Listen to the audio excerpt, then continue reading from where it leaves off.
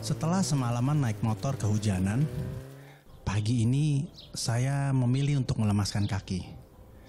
Ngikutin aja kemana kaki melangkah. Namanya juga petualang. Nikmati hidup dulu lah. Lumayan buat ningkatin imun sistem kita. Ya nggak? Jalan kaki seperti ini bisa jadi semacam meditasi hati sih menurut saya ya. Menenangkan pikiran, mencari gagasan, memikirkan mimpi-mimpi apa yang mau kita bangun untuk kedepannya. Seperti orang yang sedang membuat keramik. Semua proses diikuti dengan tenang. Dari segumpal tanah liat, tahu-tahu jadi tuh cangkir. Oke, ngomong-ngomong soal keramik, saya punya ide kemana saya akan melangkah.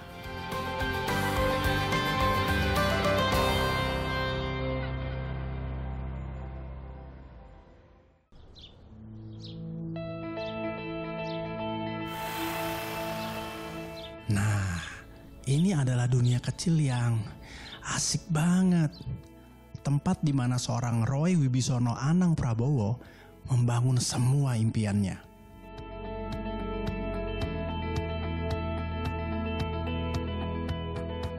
Bagi Roy, ini sudah seperti laboratorium jiwa, di mana ia meracik seluruh elemen yang ia punya, antara mimpi, hasrat, dan tekadnya.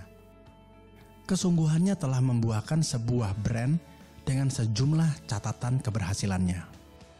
Naruna artinya leader, Naruna Keramik artinya leader keramik. Karena kami ingin Naruna itu suatu saat akan menjadi brand kebanggaan Indonesia yang terkenal di dunia.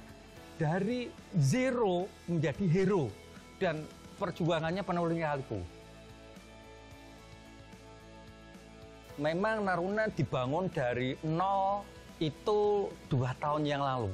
Di Naruna punya prinsip diantaranya kami mencari orang-orang yang terbaik untuk bergabung dengan Naruna. Selama pandemi omset kami naik 19 kali lipat. Tidak mudah. Karena apa? Kami harus memperkuat marketing, branding, produksi, marketing, branding, produksi terus gitu. Dan kami tidak lelah selalu berinovasi dan berinovasi untuk menjadikan Naruna menjadi salah satu brand terkemuka di Indonesia bahkan dunia. Tantangan-tantangan, masukan-masukan dari orang itu membuat kami merintis Naruna itu dengan sempurna, dengan sebaik mungkin. Kami kuat di dalam riset. Kami selalu riset bahan baku yang terbaik gitu di Indonesia. Kedua, desain. Kami selalu update desain terkini, kita selalu mengikuti perkembangan brand terkemuka yang ada di dunia. Keramik di dunia seperti apa, home decor seperti apa, dan desain dan riset ini satu kesatuan untuk membuat produk yang terbaik. Kita didukung juga oleh tim digital yang marketing yang kuat. Naruna kuat di produksi. Tim produksi Naruna sangat efektif dan efisien. Yang kelima, kami kuat di leadership. Tanpa leadership nggak bisa. Ya, jadi salah satunya leadership, bagaimana kita melihat arah usaha ini, arah branding bagaimana. Dan itu yang membuat Naruna tiap hari, walaupun pandemi, kita tetap naik dan naik terus. Saya mendorong rekan-rekan yang punya passion, lakukan, tekuni, gitu. Jangan berpikir uang, enggak. Tekuni, nikmati, hasilnya luar biasa.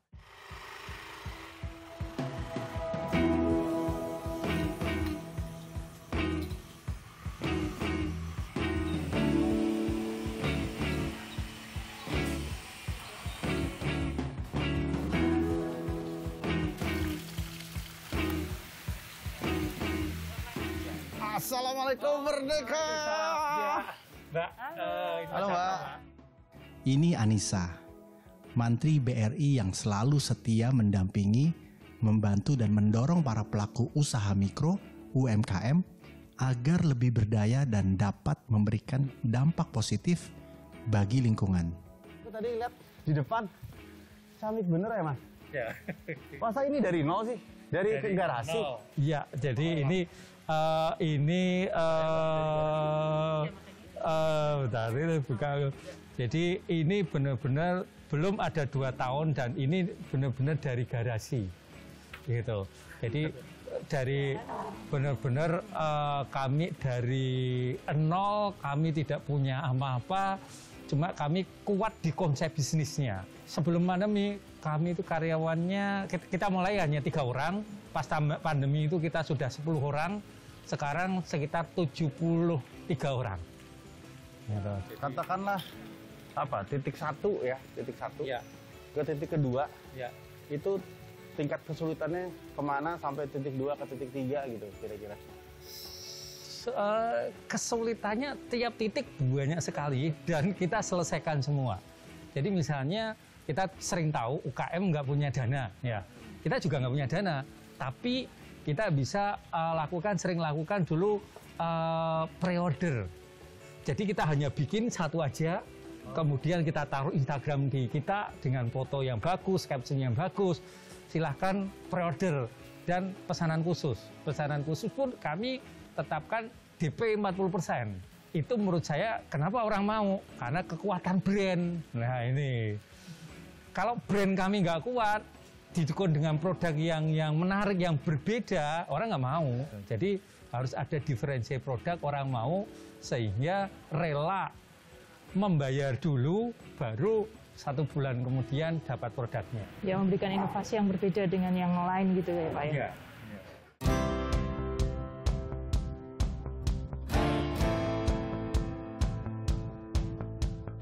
Apa yang selalu Mbak lihat kalau di lingkungan Mantri gitu ya, sedalam wilayah gitu, tantangan-tantangan dari UMKM? Tadi kan contohnya sama-sama mulai tanpa modal, sama-sama mulai dari garasi gitu ya. Apa yang kemudian membedakan ya kalau Mbak lihat selama ini? Kalau selama ini dari BRI sendiri mungkin untuk khususnya Mantri ya, itu memberikan modal usaha ya untuk agar nasabah sendiri itu bisa berkembang usahanya dan lebih maju lagi gitu kan. Mungkin yang awalnya dari garasi dan bisa menjadi kafe yang sebagus ini gitu kan. Kayak gitu Mas. Tapi kan kita bicara tadi ya, kekuatannya itu ada di konsep awal. Karena kan nggak mungkin BRI juga langsung ngasih pinjaman Oh iya ke pastinya. semua UMKM. Iya. Tentu harus ada satu modal dasar tadi yang tadi Mas Iya. Roy bilang itu kan. Iya. Tapi tetap harus ada modal sedikit dong Mas. Waktu mulai tadi pre-order kan kita bicara 100.000 kali, 1 juta, 2 juta gitu kan minimal. Kami hanya modal nggak lebih dari mungkin 10 juta, nggak lebih. Karena lebih cenderung buat beli bahan baku, peralatan, ya. Gitu. Naruna berhasil mewujudkan impiannya. Tiada yang mustahil untuk berhasil.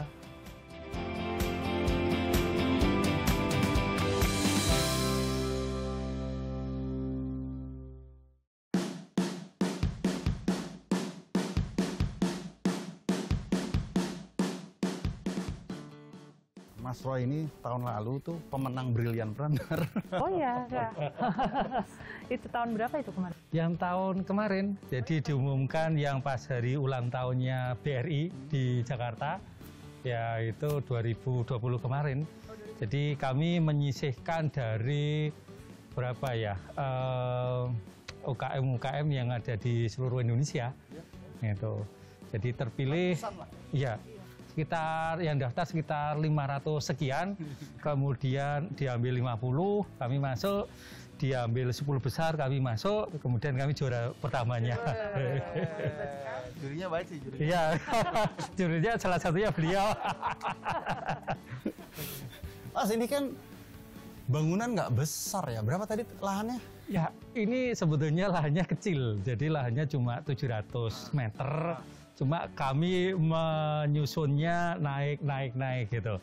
Jadi konsep awalnya nyari tanah ini memang kita pengen cari tempat di Salatiga yang bisa lihat gunung. Jadi gunungnya di sana Mas gitu. Jadi memang kita buat naik, nanti yang di atas itu bisa lihat gunung gitu. Oke Mbak ya? Bisa lihat pemandangan itu apa?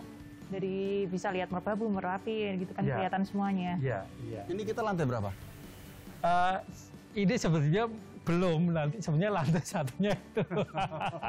Lantai 1, lantai 2, ini lantai 3. Ini saya belum tahu ini lantai berapa, lantai 1 juga. Iya. Renyah rasanya obrolan pagi ini bareng Roy. Dan ditambah kehadiran Anissa yang friendly pula. Senang rasanya bertambah lagi teman baru dari Salatiga.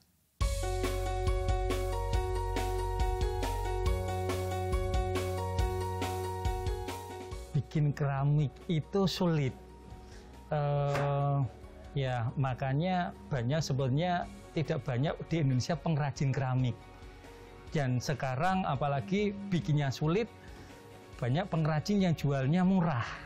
Nah, harusnya menurut saya mereka harus keluar, tidak membuat hal yang sudah ada seperti dulu, tapi harus membuat produk yang kekinian, yang desain yang bisa diterima pasar saat ini supaya brandingnya bagus. Kalau brandingnya bagus, harga jualnya bagus. Harga jualnya bagus, kesejahteraan bagus. Kesejahteraan bagus, pertumbuhan keramik di Indonesia akan naik Itu lagi. kayak efek domino ya. Iya. Impian itu kadang-kadang seperti ya tanah lempung ini sih. Mulai dari bukan apa-apa, cenderung nggak dianggap. Tapi kalau sudah mulai terlihat bentuknya, itu bisa jadi energi yang luar biasa. Bukan cuma buat yang punya impian, tapi juga buat semua orang yang ada di sekitarnya. Dia bergerak menarik.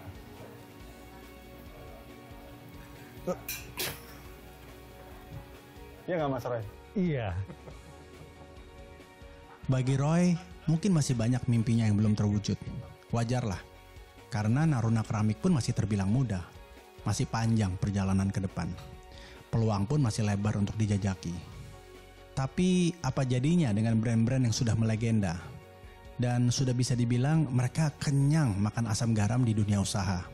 Masihkah mereka berada dalam proses mewujudkan impiannya? Nah, kita perlu ketemu sama yang namanya Sally Sagita. Saya pikir kita perlu banyak belajar dari beliau.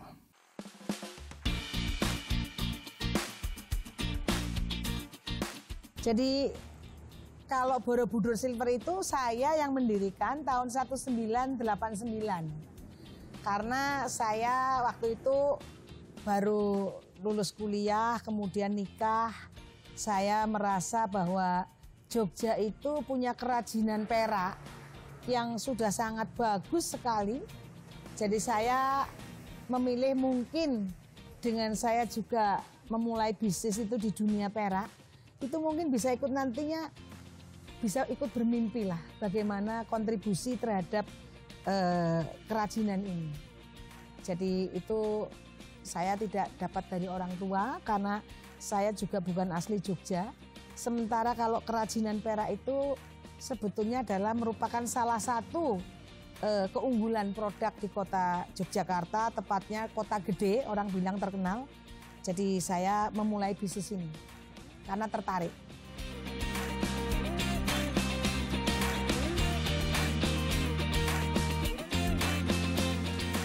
Ya sebetulnya waktu pertama kali mencari nama, dikasih nama Borobudur Silver, itu saya lebih melihatnya karena alasan orang datang dulu ya, walaupun Borobudur Temple itu miliknya Jawa Tengah, masuk geografinya, tapi tidak menutup bahwa orang datang ke Yogyakarta pun itu karena magnetnya dari Candi Borobudur. Jadi saya pikir-pikir Borobudur itu sendiri sudah punya nama magnet yang terkenal, saya tambahin silver saja. Tetapi karena menyandang nama Borobudur Silver, tentunya karena ini saya bergerak di bidang seni, bagaimana saya bisa mengkait-kaitkan lah dengan filosofi maupun dari Borobudurnya itu sendiri. Karena semakin digali semakin asik, dan saya melihatnya bahwa teknik ini yang saya kerjakan perhiasan itu di Borobudur Silver adalah menggunakan teknik yang sangat-sangat tradisional, yang usianya juga jauh lebih tua dari Candi Borobudur itu sendiri. Sehingga kenapa tidak saya membuatkan produk-produk yang mungkin lebih kontemporer, tetapi tidak meninggalkan melestarikan budaya ini. Nah, dan puji Tuhan ya, nama Borobudur Silver langsung di welcome, orang mudah mengingat karena Borobudur Temple-nya Tapi side effect-nya bisnis saya jadi sangat mendapatkan banyak manfaat dengan nama itu. Ya kalau dibilang berat memang berat karena siapalah kita dan itu penuh dengan muatan yang sangat idealis. Maka di dalam membuat produk saya harus betul-betul mengedepankan kualitas. Kualitas harus bagus, tidak boleh kualitasnya asal-asalan. Jadi semua pekerjaan apalagi ini dengan tangan. Saya lebih memilih membuat lebih sedikit tetapi sangat indah dan teliti daripada membuat banyak tetapi berantakan. Ya dibilang berat-berat tapi sejauh kita tuh kerja dengan hati, ya tidak seenak hati tentunya, itu semuanya menjadi oke. Sudah 32 tahun loh Borobudur Silver ini.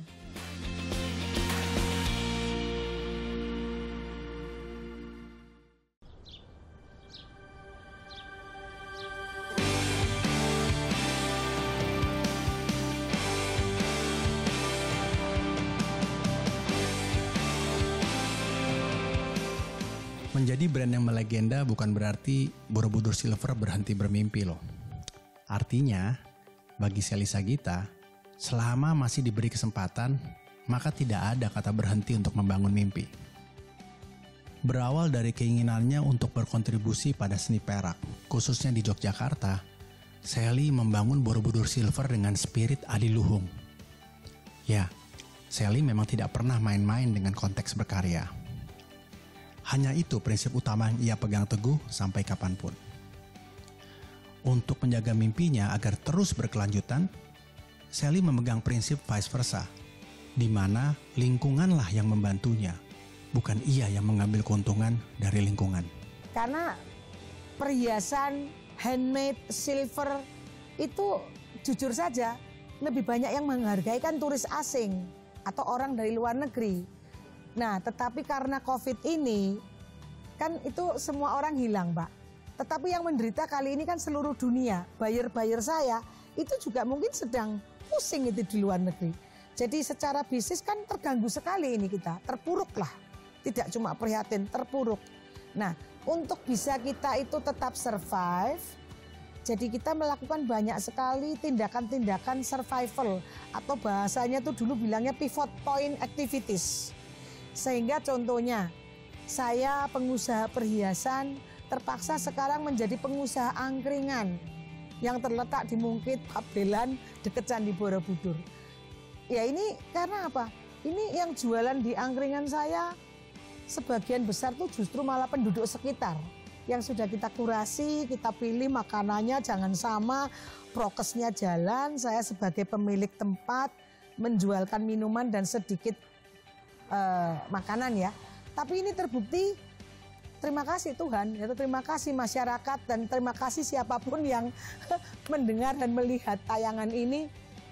Ya viral juga ini karena disambut dengan sangat baik di daerah Mungkit, Magelang ini. Sejauh kita itu tetap bisa membantu orang.